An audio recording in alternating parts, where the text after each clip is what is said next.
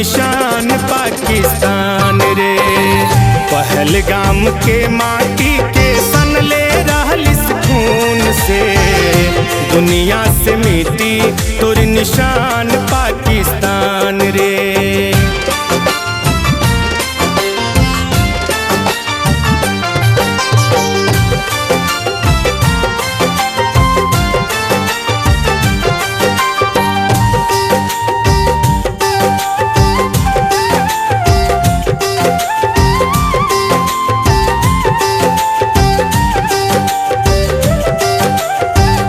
जतना ते मरले रहलिस ओह से ज्यादा लाश तोर छितराइल बा।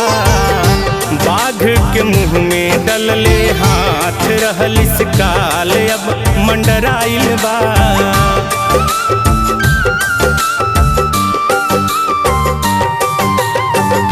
जतना ते मरले रहलिस ओह से ज्यादा लाश तोर छितराइल बा।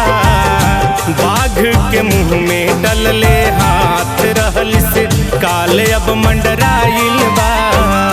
मौत के तांडव शुरू भइल, भोगबे अब ते अपने कइल। पूरा तोर धरती अब बनी कब्रिस्तान रे। पहलगाम के माटी के सनले रहलिस खून से, दुनिया से मिटी तोर निशान पाकिस्तान रे। पहलगाम के माटी के सनले रहलिस खून से, दुनिया से मिटी तोर निशान पाकिस्तान रे।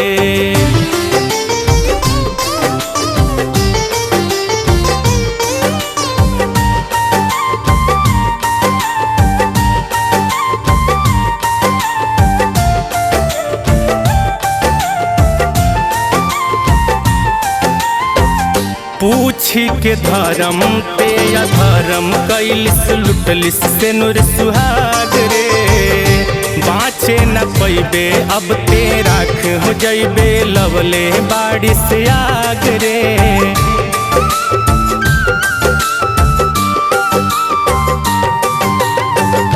पूछी के धर्म ते अधर्म कैलिस लुटलिस से नुर सुहाग रे।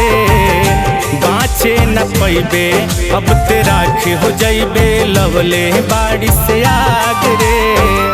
आ गई अब पूरा पाक में फैली, सोफिया कुरैशी ब्योनिका सिंह कैली।